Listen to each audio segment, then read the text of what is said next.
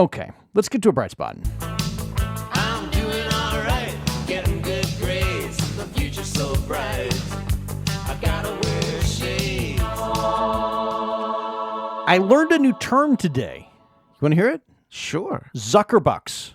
Zuckerbucks. Yeah, that's money given by Mark Zuckerberg to try and influence elections with his massive fortune. My Lord. He spent millions. $350 million. Zuckerberg spent $350 million trying to influence the 2020 election by actually running the elections in many counties. Okay, but in all fairness, there were several secretaries of state in many states across this country that refused to take Zuckerberg's money. That's a good thing. One of those states was Louisiana because they saw that it was a problem. In fact, it is prohibited by statute in many of these states to accept any funding for public elections unless it is allocated by the state legislature. Well, the Center for Tech and Civic Life, that's the group that he gave the money to. They gave between $36 to $40 million to Texas counties to run elections in Texas. And that kind of money leads to the potential for corruption and stolen elections. Well, in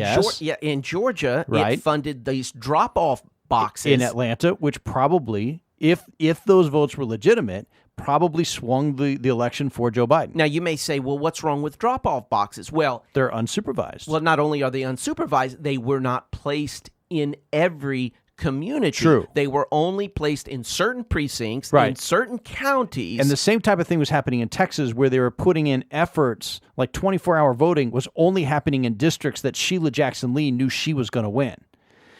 There's a new study that came out and said that if you only include counties that received Zuckerbucks in 2020, Joe Biden would have won the state of Texas by 270,000 votes.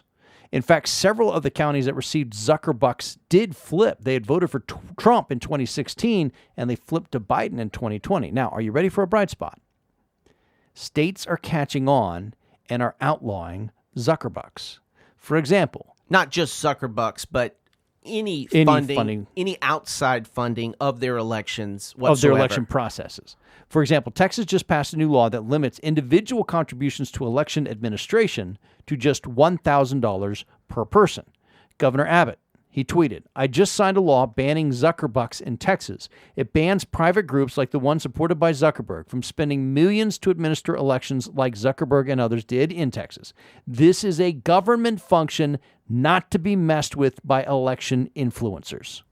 I think it's a bright spot. I think that's definitely a move in the right direction. How many states did you say that have already? Now, there are now 7 total. It's Texas, Arizona, Arkansas, Florida, Georgia, Idaho, Kansas, and Tennessee. Now, when I look at that list, here's what I think is even better about that list. Arizona, Florida, and Georgia are all swing states. Well, they are now. They are now. Any one of them is large enough to sway a close election. Yeah? Sure. That makes them ripe targets for fraud, as we saw most likely in Atlanta last year. Banning Zuckerbucks is a good step in securing election integrity, but there are other swing states that need to do the same. North Carolina, Pennsylvania, Michigan, and Wisconsin all come to mind. Again, those are all swing states that are big enough to swing an entire election. But the problem with all of those is while they have Republican legislatures, they also have Democrat governors who wouldn't sign any such bill.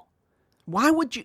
What is the justification for not signing a bill like this? Because, again, the counties that received Zuckerberg money were much more likely to vote for Democrats. If you're a Democrat governor and you see those statistics, are you going to cut your own throat? Are you going to take away your own votes? But you're going to wail and you're going to moan about Russian influence in our elections, but not Facebook? Right. Is that not hypocritical? Yes, Come on. It absolutely is. But again, they're politicians. And they're Democrats. They speak hypocrisy as a first language. So banning Zuckerbucks, that's a good thing. They have no shame.